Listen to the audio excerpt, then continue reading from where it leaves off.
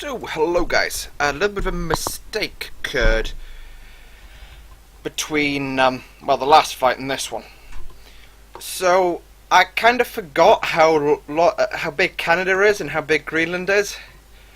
So, we're not going to Nook today, not to one of these anyway. What my plan is to take you on a trip. And that will be from Halifax up to St Johns.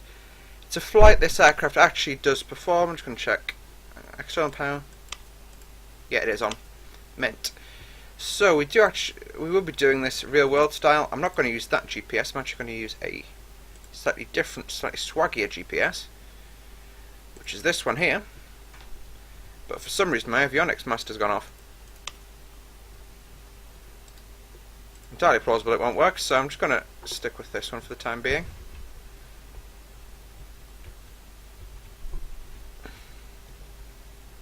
Actually, we can set those. Shift 7 for that. Alright, Shift 7 to the FMC, that will come in handy as well. Actually, let's just use the FMC for the route plan. Except, so, it's a pretty basic FMC, I will add. But we are going from CYHZ, Charlie Yankee Hotel Zulu.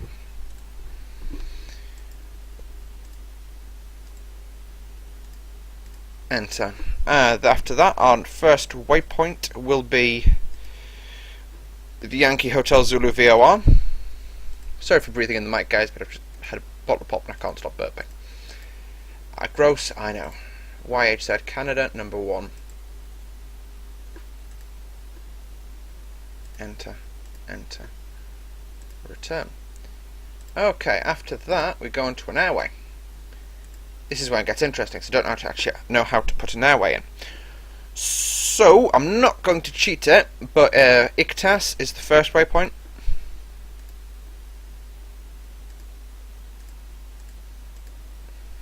Enter. Then after ICTAS, we are going up to...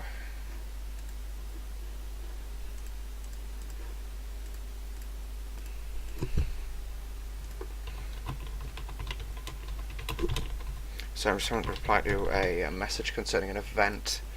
I know it's really unprofessional to do that in a video. Anyway, after ICTAS we go to Yankee Quebec Yankee, which is the Sydney VOR. No, not that Sydney. The other Sydney. The Yankee Quebec Yankee in Canada. Enter, enter, return. Okay, after Yankee Quebec Yankee, it is all the way to Lexac, and then from Lexac we're doing an arrival, but we don't have the ability to do an arrival in this aircraft, so it's just Lexac. Mint. So now that that's been done, fuel. Yeah, we're going to plug all of this stuff in just a minute. So I'm going to call Control F12, and I'm going to request a refuel, and then I'm going to request boarding. So I'm just going to do the doors.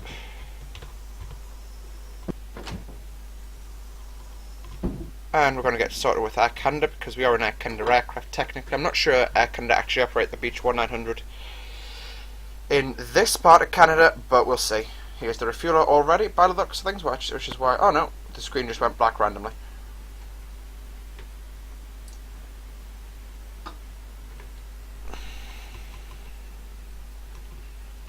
That's an interesting pushback took for such a small aircraft. I was actually thinking of powering back from this stand, but... Here he comes. Oh, we've got refuelers. Sorry, de-icers over there. I'm also just going to make the screen... actually, no, I'm not going to do anything like that. I'm just going to talk to you guys. So yeah, the reason we're doing St Johns in something this size is I actually did some research, and it's flown by a slightly different company with an aircraft known as a Metroliner. Now, the Metroliner is... I've decided to change the weather there to local weather. I love flying in Canada. Anyway, sorry. Where was I yet? By the Metroliner, which is basically one of these. It's just slightly different design. And I don't have the Razbam version of it, so I just have to fly this.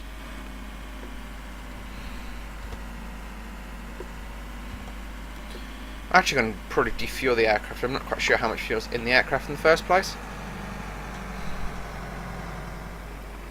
Fuel truck is in position. There we go.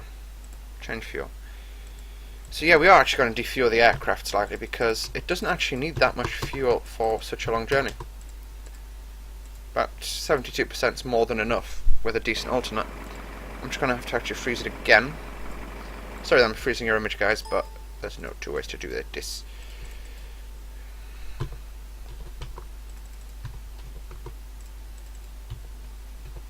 I'm just going to input the passenger payload manually.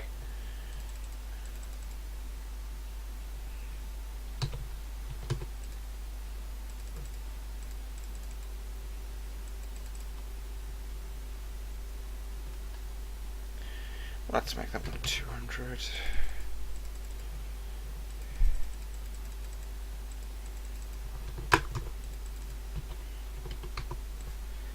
So yeah, we've got a pretty balanced centre of gravity now. We've filled the aircraft quite heavily up in terms of bags. You'll probably be able to see that when I unfreeze the sim in terms of, yeah, the way the aircraft settled. Also, I'm just going to get some boarding done. I've actually got a full load of cargo in the boot today, so that's why the nose is so high off the ground in terms of compression. I'm actually kind of concerned about the flight dynamics because it looks like it's about to tip backwards on itself. Actually, if I didn't know, it doesn't, but there's very little compression on the nose wheel.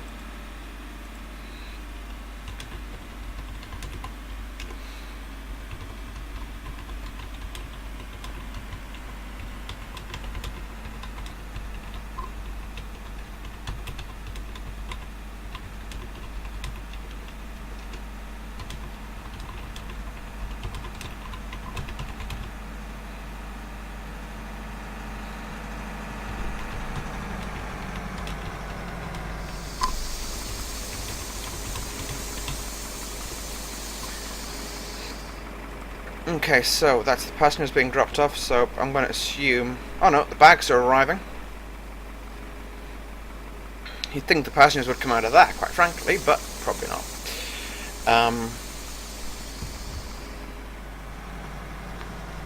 TLD is the company that manufacture the pushback tug for us.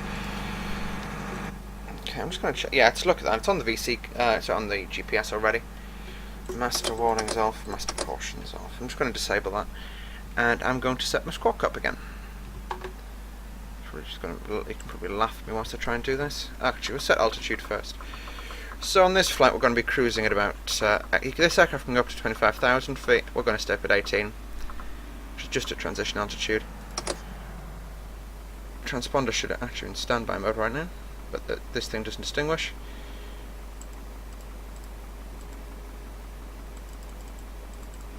2200 is uncontrolled IFI. You'd get bonus points if you put that in on a VAT sim, but there's no big deal really. As long as when someone asks you to change it, you change it. Okay, fire detection tests. We're not doing those because the aircraft's already done its first flight of the day. What we will do though is we'll be turning the heating on because it's quite cold. So pedestatics can come on now because it's quite a hot day, as I said. Automatic ice protection, windshield, normal. Stall warning horn on. Auto feather, we can arm that up.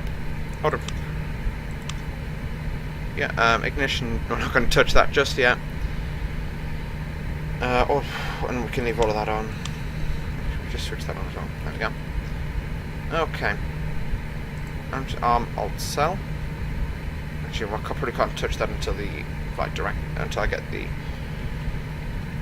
There we go. This is the same control panel as the autopilot. So just alt cell. I probably need to do your damper. Your damper is quite handy to have on even just now. Is that boarding complete? Yeah. Yeah. Prepare for push and departure. And we'll be going nose to the left, tail to the right because we're going off in. No, we don't need to start engines before push out. Shift A equals 2. Just got shift 5 with the static elements. Hello, Captain. We are ready for pushback. That sort of tow truck's probably not designed to tow something this small. Just need for wait for his permission to let me put the aircraft into. I'll take the parking brake off and then we'll start starting engines. Start it up.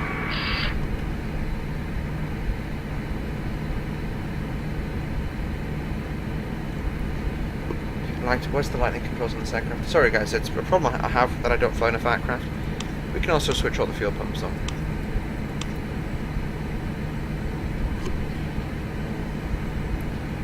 Okay, excellent power can come off now. Actually, we need to leave it on. Departure check completed. Light has been inserted. Release parking brakes. Wait, alright, that one engine started, then we'll go. Release parking brakes. Okay. Commencing push. All engines clear. Start that wheel. Okay, then start the number 2 engine. And we'll move that up to that mode.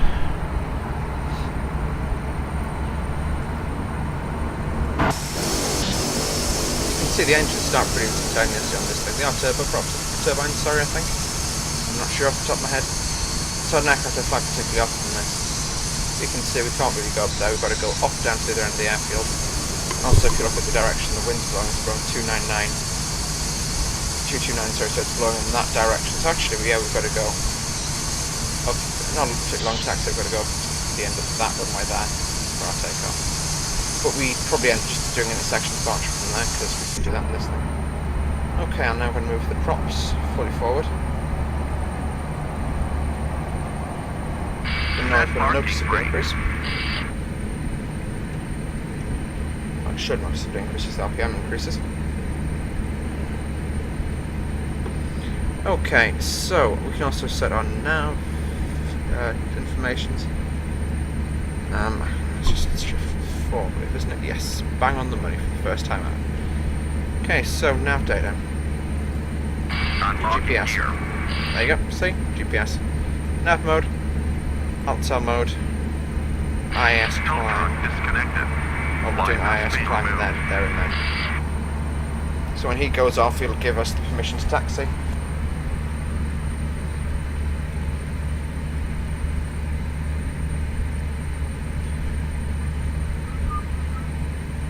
Problem with the left AC bus by those things.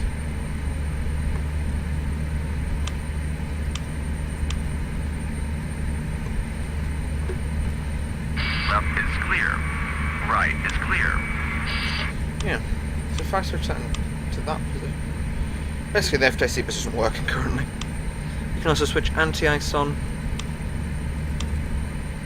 De-ice boots on. It is going to get pretty chilly the second we get airborne, so I'm kind of quite concerned. Prop sync.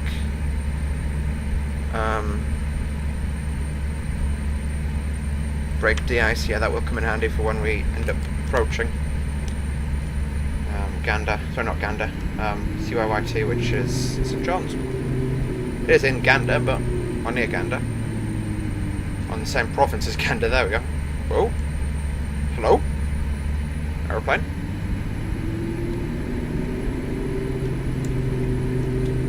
So yeah, we're just going to taxi off down that taxiway.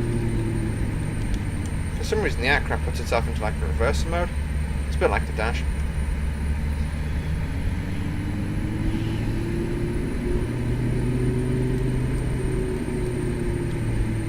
Okay, so first lump of flap. We'll extend that for the departure. Go ahead and look at this with the left AC bus. That is an MAL item though, so we can go with that. Underground, hello, it's Canada. Sorry. Halifax Ground Air Canada 121 Foxtrot, clear for departure. I now use the call sign 121 because it's the first one that comes to my head. I'm not quite sure why that's the case, but got a slight crosswind component on takeoff, no big deal. Whoa, whoa. Right, full pan.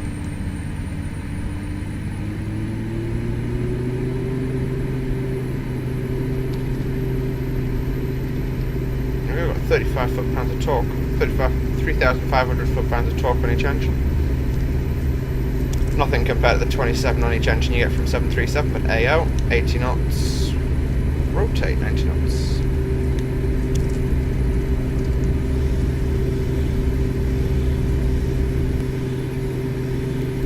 Come on. There we go. Okay. And IFR! Literally. IAS mode. Okay, I'm gonna have to go shift for IAS. Should just go autopilot. I know I didn't pull the landing gear up. Actually, I did. Just been more switched on than I thought I was. Yeah,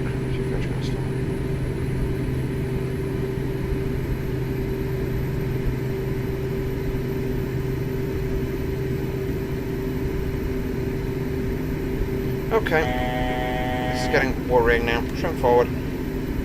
Autopilot's disconnected. I'm just using the instruments now to navigate because I am pretty scuppered in the way of what it actually wants me to do. I'm just going to hold a level flight right now. If not, actually no, I can't descend. I can't afford to descend. There's not enough space between me and the high terrain. Just hold level flight. Initiate my turn on course.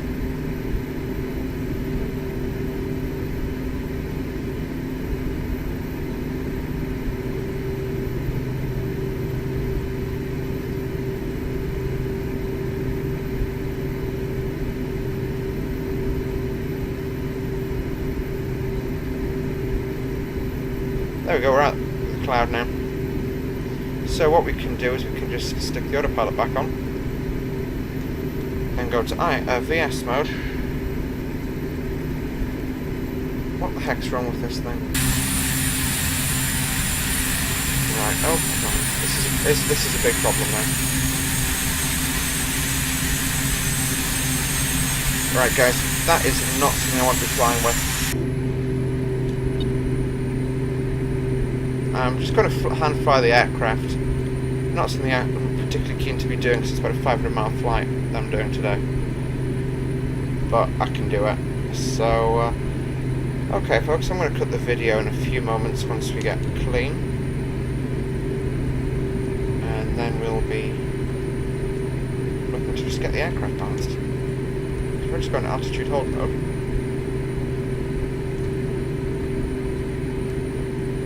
Trim seems to have a mind of its own. This is really worrying me actually guys, because this is getting quite close to a real world crash and I'm concerned because of the flight dynamics issues we're having. That if I end up doing things like putting flap out when we're on approach, it'll cause issues basically.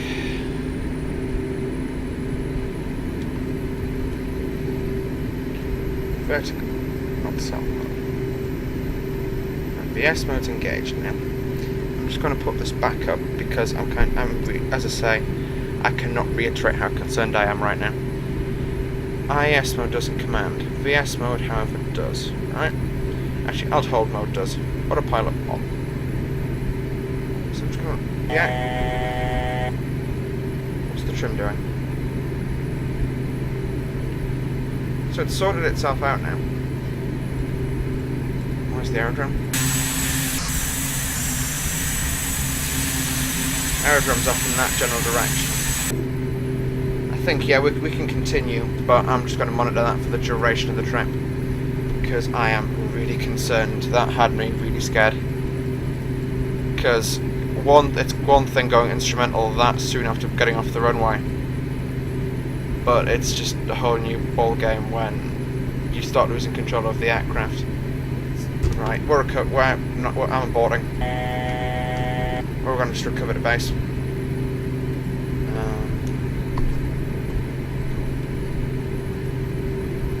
Direct to enter. Okay, so we haven't got cabin crew on board, so we can't get them to prepare the cabin. What we can do, however, is get nav1 ready for an ILS approach, worst case scenario. We'll come in under GPS guidance. Visibility is pretty horrendous at the minute on the ground. We've got no functioning autopilot. I'm concerned about what's wrong with the trim system. I'm going to give it one last opportunity to get it to sort its act down. Heading mode. Ready for nav mode now. Vertical speed mode. Commanding. So heading mode. I'm just going to make sure the heading bug's actually in the rough direction of where I want to be flying.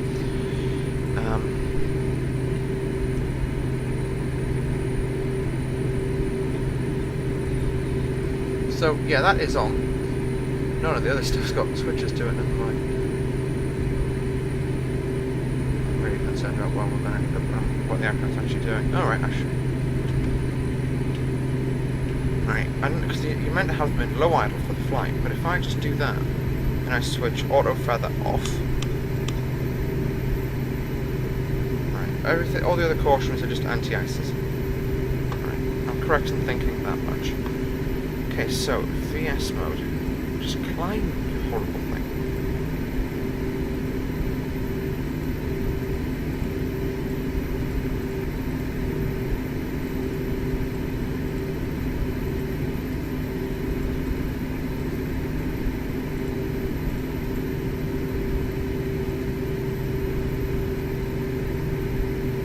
The aircraft's just going to mind its own in terms of the vertical speed. It's just whatever the aircraft wants to be doing. It's actually telling me to fly, get out of conflict maneuver.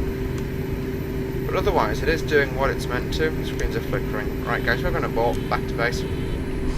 I've got no qualms about doing that. Now your damper's coming out too. I'm going to fly GPS approach. We are kind of displaced quite significantly from the airfield now, but we can make that back in close about 3 minutes. Okay, pan, Gantau, hello, it's ACA121O Halifax drop. We've got a problem, we've got autoflight issues. We're recovering for a GPS approach to runway 14 at this time. Emergency service is not required. That was completely freaky.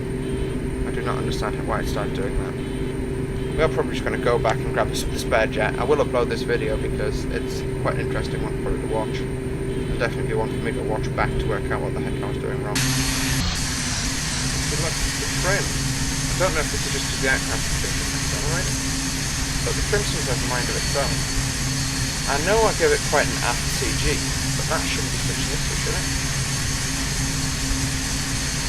And look at the aircraft, it's almost being a bump sliding through the sky, now I've got wing velocities. I want to go faster than 130 knots, right? I will grab that. I think, is the aircraft overloaded or something? I'm just going to look into the payload window, guys. Centre of gravity is actually slightly forward of datum.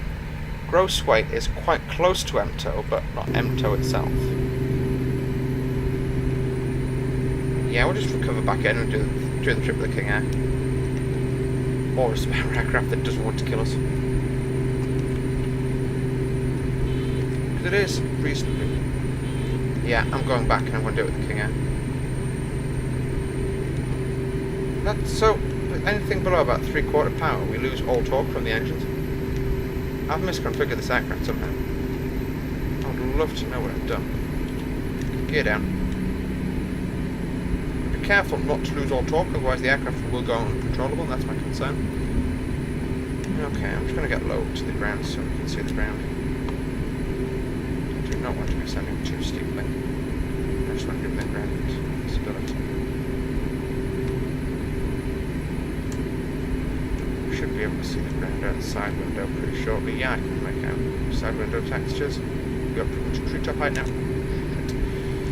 500.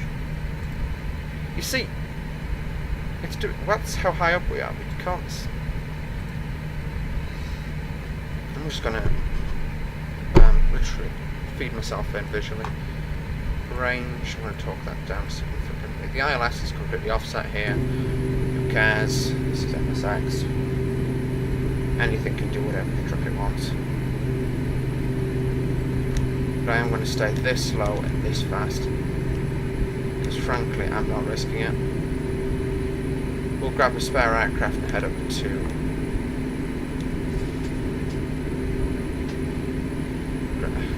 really weird being in the house by myself. There must be a window open somewhere, and it's just moving the back doors. I've got the back door open just to get some fresh air in, and it's yeah, really weird. No burn through from the red lights at this stage. River.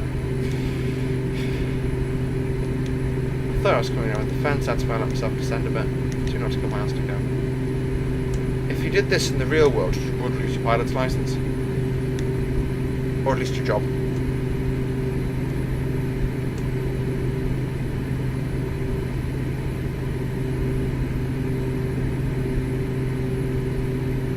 It looks like leading lights, but not from my runway.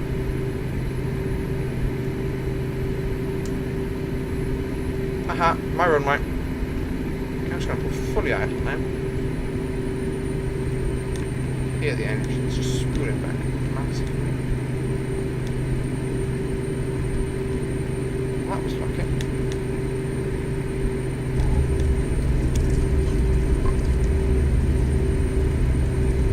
Because we landed flapless there, I'm going to have to go full reverse.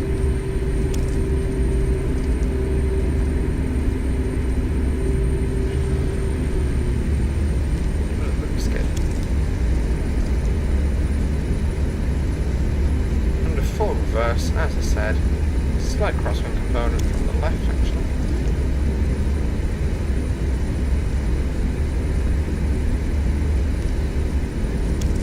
I'm honestly flying full reverse right now. 6 knots GS.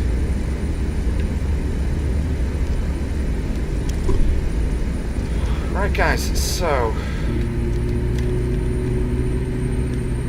that's high speed territory now. So is my airspeed, not my ground speed. So I'm just going to stop the aircraft here and get us towed in because the brakes are going to be pretty hot. I'm also going to stop the recording here. But I'd like to thank you all for watching that, and you know, if you do know what I did wrong there, please give me a let me know in the comments section. If you think, you know, if it was something wrong with the sim, do let me know. Whatever I did, please do let me know. Let me know in the comments. If you did like this video, or you liked how I saved it at the end, please do mash the like button. That's it from me, folks. See you next time. Bye bye.